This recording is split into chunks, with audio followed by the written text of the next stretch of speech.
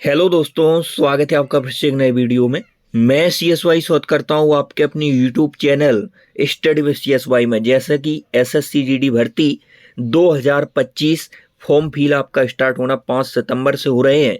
Form डालकर आपको भूलना नहीं है कि फॉर्म मेरा डल गया है, अब एग्जाम के टाइम पर मैं तैयारी करूंगा, ऐसा नहीं करना है दोस्तों।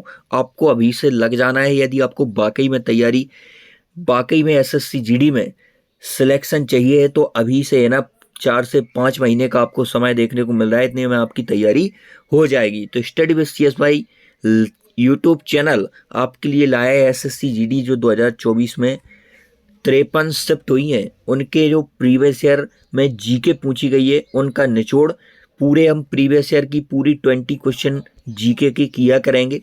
उसके साथ में हम अतिरिक्त फैक्ट भी जाना करेंगे। 20 क्वेश्चन के साथ में लगभग आपके 40 से 50 क्वेश्चन हो जाया करेंगे इनके साथ में, जब अतिरिक्त फैक्ट हम जानेंगे। आप विश्वास कीजिए, आप एक बार ट्रस्ट कीजिए study with CSY YouTube channel पर। यहाँ से आपको जो जीके आती है पेपर में SSC GD में 20 क्वेश्चन में से आपके इसी क्लास से आपके 15 से 16 क्वेश्चन होने वाले हैं। बस आप क्लास को पूरा देखा करें। तो आज हम स्टार्ट करने वाले हैं 20/2/2024 की फर्स्ट शिफ्ट की जीके। तो स्टार्ट करते हैं आज की क्लास। पहला क्वेश्चन पूछा गया था, भारत की पहली आर्थिक जनगणना राज्यों, केंद्र शासित प्रदेशों, UTS के सहयोग से खालिस्तान के दौरान लक्षद्वीप को छोड़कर पूरे देश में आयोजित की गई थी। तो पहली जो आर्थिक जनगणना है वह लक्षद्वीप को छोड़कर कब आयोजित की गई थी, यह क्वेश्चन पूछा गया था। पहली जनगणना, यहाँ पर आपको इंग्लिश वर्जन देखने को मिल रहा है, यहाँ पर यह हिंदी में नहीं हो पाया है कैलकुलेट। तो पहली जनगणना लक्षद्वीप को छोड़कर आर्थिक जनगणना आपकी कब शुरू की गई थी? 1977 में यह आपकी शुरू की गई थी। इसके बाद हम बात करने वाले हैं जनगणना से जो क्वेश्चन पूछे गए हैं SSC में। इस प्रकार के क्वेश्चन प्रीवियस ईयर एग्जाम में SSC में देखे गए हैं। 2011 की जनगणना के अनुसार भारत की महिला साक्षरता दर क्या थी? तो 65.46%, 65.46% यह 2011 की जनगणना के अनुसार भारत की महिला साक्षरता दर थी। इसके बाद 2011 की जनगणना के अनुसार भारत का दूसरा सबसे अधिक आबादी वाला राज्य कौन सा है? तो दूसरा आपका महाराष्ट्र है। पहला सबसे अधिक आबादी कहाँ की है? तो आपके उत्तर प्रदेश की होने वाली है। 2011 की जनगणना के अनुसार किस राज्य का लिंगानुपात सबसे अधिक है? तो केरल का लिंगानुपात आपका सबसे अधिक है। भारत की 2011 की जनगणना के अनुसार बिहार राज्य भारत का सबसे अधिक आबादी वाला राज्य है। तो कौन सा राज्य है? यह आपका तीसरा सबसे अधिक आबादी वाला राज्य है। पहले पर कौन सा है आपका? पहले पर आपका यूपी है। दूसरे पर कौन सा है? दूसरे पर महाराष्ट्र है। तीसरे पर कौन सा है? आपका बिहार है। 2011 की जनगणना के अनुसार किस राज्य का लिंगानुपात सबसे कम है? तो सबसे कम है आपका हरियाणा का। 2011 की जनगणना के अनुसार भारत के किस राज्य की साक्षरता दर सबसे कम है? तो सबसे कम साक्षरता दर है आपके बिहार की। भारत में 2011 की अंतिम जनगणना कितने चरणों में की गई थी? तो 2 चरणों में की गई थी। 2011 की जनगणना के अनुसार भारत का जनसंख्या घनत्व प्रति वर्ग किलोमीटर कितना है? तो 382 प्रति वर्ग किलोमीटर है भारत का जनसंख्या घनत्व है। 2011 की जनगणना के अनुसार भारत का सबसे कम जनसंख्या वाला राज्य आपका कौन सा होने वाला है? सिक्किम होने वाला है। इसके बाद 2011 की जनगणना के अनुसार भारत के किस केंद्र शासित प्रदेश की साक्षरता दर सर्वाधिक है? लक्षद्वीप की है। 2011 में किस केंद्र शासित प्रदेश में सबसे अधिक साक्षरता दर्ज की गई? तो वो लक्षद्वीप में की गई। केंद्र शासित प्रदेश पूछे तो लक्षद्वीप। यहीं पर यदि आपसे राज्य पूछे सर्वाधिक साक्षरता वाला, तो वो आपका कौन सा हो जाएगा? केरल हो जाएगा। 2011 की जनगणना के अनुसार किस भारतीय राज्य का जनसंख्या घनत्व तो सबसे कम है? तो अरुणाचल प्रदेश का सबसे कम आपका जनसंख्या घनत्व होने वाला है। 2011 की जनगणना के अनुसार देश का दूसरा सबसे कम जनसंख्या वाला राज्य कौन सा है? तो वो आपका मिजोरम है। SSC क्या करता है, आपसे पहला बहुत कम पूछता है, दूसरा तीसरा पूछ लेता है। तो इस प्रकार के क्वेश्चन आपको याद कर जाने हैं। तो ये जनगणना से प्रीवियस ईयर 2023 में जो एग्जाम हुआ है, इस प्रकार के क्वेश्चन देखने को मिले हैं। दूसरा क्वेश्चन पूछा गया था, 2015 में भारत के योजना आयोग के स्थान पर किस संस्था की स्थापना की गई थी? तो नीति आयोग की स्थापना की गई थी 2015 में। नीति आयोग रिप्लेस करता है योजना आयोग को। तो नीति आयोग की स्थापना किसके स्थान पर? योजना आयोग के स्थान पर कब की गई? 2015 में की गई। अब इसके बाद आप RBI, तो RBI से भी क्वेश्चन बहुत ज़्यादा पूछता है SSC। तो RBI का कौन सा अधिनियम था, कौन से अधिनियम के तहत आरबीआई की स्थापना होती है, कौन सा एक्ट था, तो 1934 के अधिनियम के द्वारा आरबीआई की स्थापना होती है। और इसके बाद इसका राष्ट्रीयकरण आपसे पूछा गया है कई बार। आरबीआई का राष्ट्रीयकरण कब होता है, तो 1949 आपको याद रखना है, आरबीआई का राष्ट्रीयकरण होता है। इसके बाद इसकी स्थापना कब होती है, तो 1 अप्रैल 1935 को आरबीआई की स्थापना होती है। तीनों डेट आप बहुत इंपॉर्टेंट होने वाली हैं। आरबीआई का अधिनियम कौन सा था, 1934 का था। इसके बाद आरबीआई का राष्ट्रीयकरण कब होगा, 1949 में होगा। स्थापना कब होती है, तो 1 अप्रैल 1935 को आरबीआई की स्थापना होती है। इसके बाद इसके हेडक्वार्टर की यदि हम बात करें, इसका हेडक्वार्टर, तो जब इसकी स्थापना हुई थी तब इसका हेडक्वार्टर था आपका कोलकाता में। कोलकाता में इसकी स्थापना के समय हेडक्वार्टर था। 1935 से 37 तक इसका हेडक्वार्टर आपका कोलकाता में रखा। लेकिन वर्तमान में 1937 से ये इसका हेडक्वार्टर आपका कोलकाता से लेकर कहाँ ले जाया गया, मुंबई। तो वर्तमान में इसका हेडक्वार्टर मुंबई में है। कब आया, 1937 से आया। पहले कहाँ था, तो कोलकाता में था 1935 से 1937 के बीच में। इसके बाद बात करें आरबीआई से और क्या क्वेश्चन पूछा जा सकता है, तो इसकी शुरुआत में पूंजी कितनी थी, जब इसकी स्थापना हुई तो शुरुआती पूंजी आरबीआई की कितनी थी, तो 5 करोड़ के साथ आरबीआई की स्थापना होती है। शुरुआती पूंजी इसकी कितनी थी, 5 करोड़ थी। बैंकों का बैंक, बैंकों का बैंक किसे कहा जाता है, आरबीआई को कहा जाता है। सरकार का बैंक किसे कहा जाता है, तो सरकार का बैंक भी आपका किसे कहा जाता है, आरबीआई को कहा जाता है। इसके बाद इसका जो आधिकारिक चिन्ह है, तो इसमें आपको क्या देखने को मिलता है, रॉयल बंगाल टाइगर आपका आरबीआई के आधिकारिक चिन्ह में है। रॉयल बंगाल टाइगर क्या है, हमेशा से था, नहीं, तो इससे पहले इसमें शेर था। रॉयल बंगाल टाइगर से पहले इसके आधिकारिक चिन्ह में शेर था, लेकिन वर्तमान में इसमें रॉयल बंगाल टाइगर देखने को मिलता है। साथ में आपको ताड़ का वृक्ष देखने को मिलता है। तो यह आधिकारिक चिन्ह आरबीआई के हैं। इसके बाद नाबार्ड की बात करें, तो नाबार्ड की स्थापना कब होती है, तो 12 जुलाई 1982 को किसकी स्थापना होती है, नाबार्ड की स्थापना होती है 12 जुलाई 1982 को। जब इसकी स्थापना होती है तब इसका बजट कितना था, 100 करोड़ था। आरबीआई का कितना था, 5 करोड़ था। नाबार्ड का कितना था, 100 करोड़ था। और इसका हेडक्वार्टर कहाँ पर है, तो मुंबई में ही नाबार्ड का हेडक्वार्टर है। तो इसका जो बजट, शुरुआती बजट कितना था, 100 करोड़ था। स्थापना कब होती है, 12 जुलाई 1982 को होती है। हेडक्वार्टर कहाँ है नाबार्ड का, तो आपका हेडक्वार्टर मुंबई में होने वाला है। कौन सी समिति की सिफारिश पर इसकी स्थापना होती है, तो शिवरानंद समिति की सिफारिश पर नाबार्ड की स्थापना होती है। इसके बाद इसके जो नाबार्ड के पहले अध्यक्ष थे, तो श्री एम रामाकृष्णन इसके पहले अध्यक्ष थे नाबार्ड के। इसके बाद बात करें हम अगले क्वेश्चन की। अगला क्वेश्चन आपका है, open the network of digital commerce ONC in an initiative है। इसका हम आपको हिंदी वर्जन बता देते। यह रहा इसका Hindi version, open network for digital commerce ONC द्वारा एक पहल है। तो उद्योग एवं आंतरिक व्यापार समर्थन विभाग द्वारा एक पहल है। ONDC इसका फुल फॉर्म आप याद रखेंगे, open network for digital commerce. चौथा क्वेश्चन, जब मेंडलीव ने अपना कार्य आरंभ किया था उस समय कितने तत्व ज्ञात थे, तो जब मेंडलीव आते हैं में आवर्त सारणी पर कार्य करने के लिए, तो उस समय आपके 63 तत्व ज्ञात थे।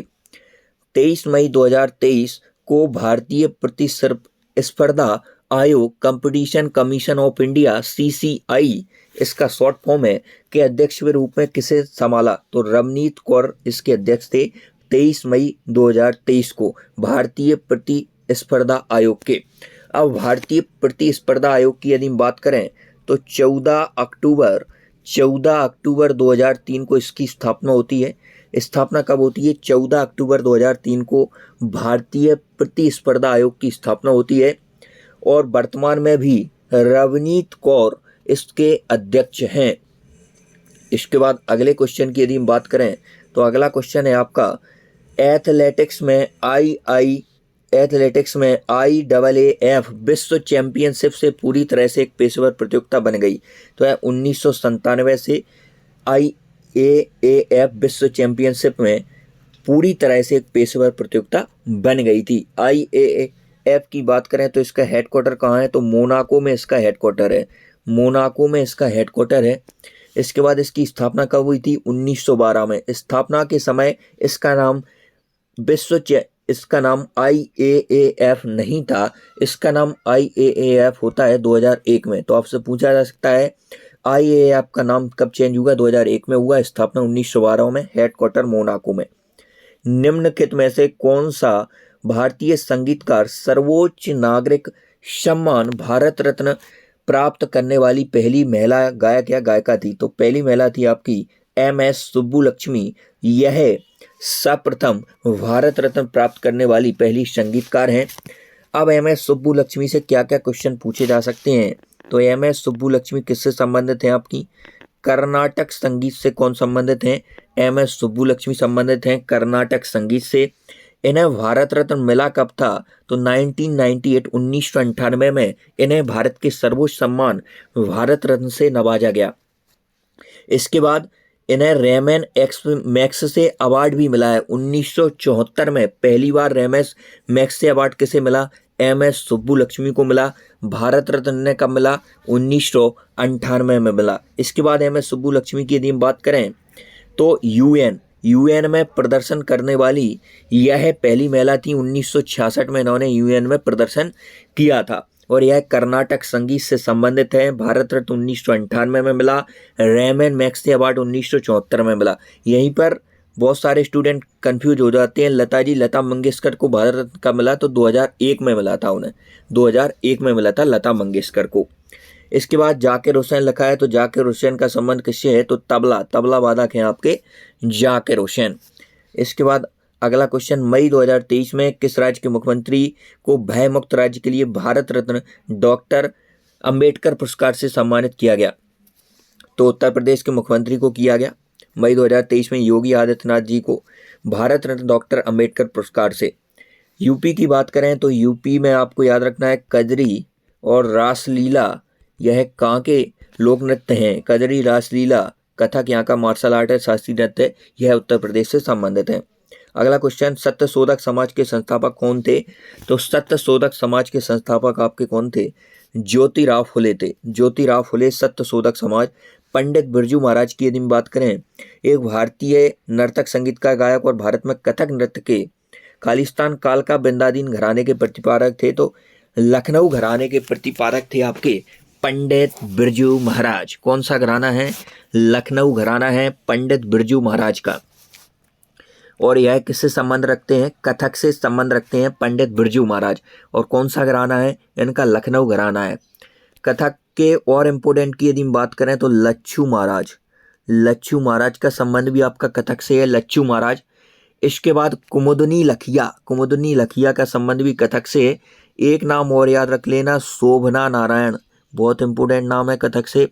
शोभना नारायण का संबंध भी आपका कथक से है। इन्हें सबसे कम उम्र में पद्मश्री अवार्ड मिला है शोभना नारायण को 1992 1992 में।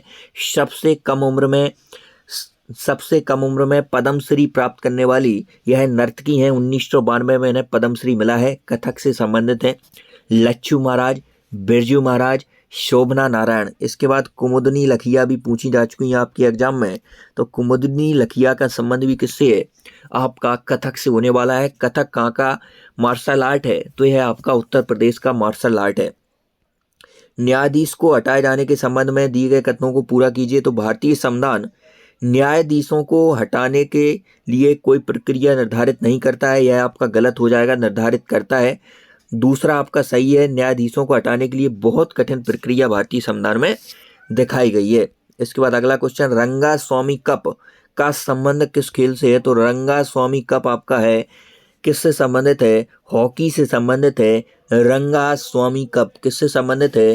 हॉकी से संबंधित है रंगा स्वामी कप। अब कप से जो क्वेश्चन आए हैं प्रीवियस ईयर एग्जाम में, उन्हें हम डिस्कस करने वाले हैं। सुल्तान जोहर कप का संबंध किससे है? सुल्तान जोहर कप यह हॉकी से संबंधित है। सुल्तान जोहर कप। रणजी ट्रॉफी के साथ में आप याद रखना दिलीप ट्रॉफी का भी संबंध किससे है? क्रिकेट से है। रणजी ट्रॉफी किससे संबंधित है? क्रिकेट से है। आगा खान गोल्ड कप यह हॉकी से संबंधित है। आगा खान गोल्ड कप, सुल्तान जोहर कप हॉकी। किस टीम ने सबसे ज़्यादा रणजी ट्रॉफी खिताब जीते? तो मुंबई ने जीते हैं। डेविस कप किस खेल से संबंधित है? टेनिस से संबंधित है। Davis Cup tennis. Davis Cup tennis CONCACAF Cup, यह फुटबॉल से है।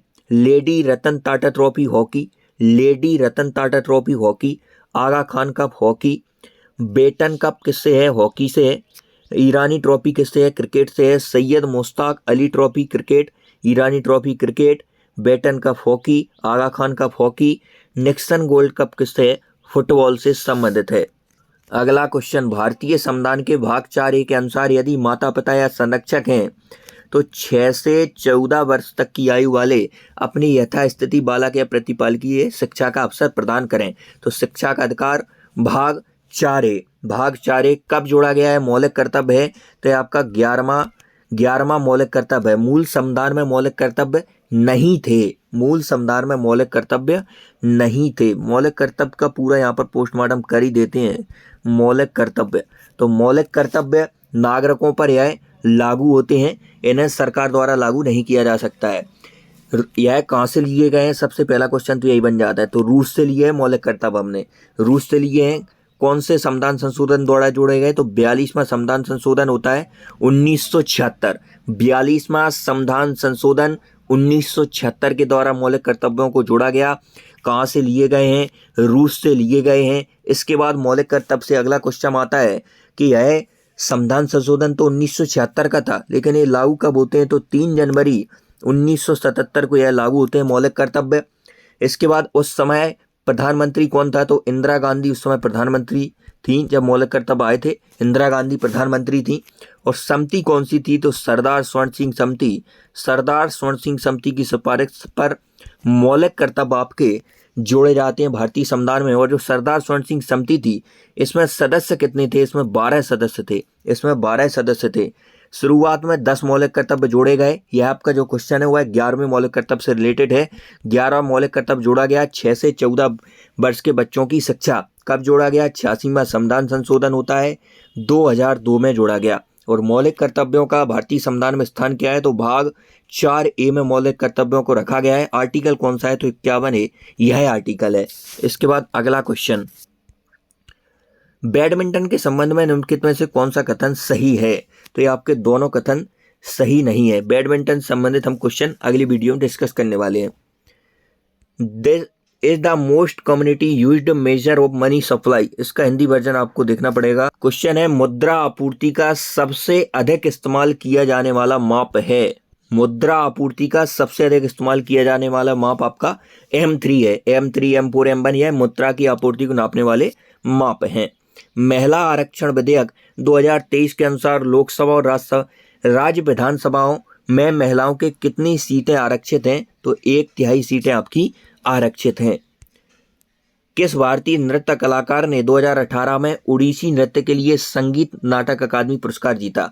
तो 2018 में ओडिसी नृत्य के लिए संगीत नाटक अकादमी अवार्ड जीता था आपका स्वरूपा सेन ने। कब जीता? 2018 में जीता। किस नृत्य के लिए? ओडिसी नृत्य के लिए। इसके बाद ओडिसी की यदि हम बात करें तो ओडिसी में एक नाम आप याद रख लेना, केलुचरण महापात्रा। केलुचरण महापात्रा यह किससे संबंधित है? ओडिसी से संबंधित है केलुचरण महापात्रा। इनके आप अवार्ड भी याद रख लेना। पद्मश्री इन्हें कब मिला? तो 1974 में इन्हें पद्मश्री मिलता है। इसके बाद पद्म भूषण इन्हें 1988 में मिलता है। इसके बाद पद्म विभूषण मिलता है 2000 में। तो केलुचरण महापात्रा का संबंध किस नृत्य से है? ओडिसी नृत्य से है। पद्मश्री कब मिलता है? 1974 में मिलता है। पद्म भूषण 1988 और पद्म विभूषण 2000 में मिलता है। इसके बाद ओडिसी से और इम्पोर्टेंट नाम किरण सहगल का संबंध भी आपका ओडिसी से होने वाला है। सोनल मानसिंह का संबंध भी आपका ओडिसी से है।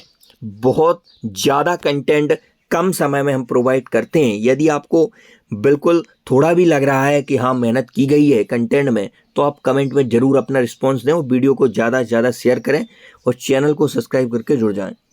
वरांश हिंदू त्योहार दिवाली के समान है। तो वरांश हिंदू त्योहार किसके समान है? दिवाली के समान है। जो निम्नलिखित में से किस जनजाति द्वारा मनाया जाता है? तो वर्ली और कोंकणा जनजाति द्वारा मनाया जाता है। इसके बाद अगला क्वेश्चन फिर से इंग्लिश में है, इसका हिंदी वर्जन फिर से आपको देखना पड़ेगा। यह इश्यू आ जाता है कभी कभी जो आंसर की कन्वर्ट होती है उसमें।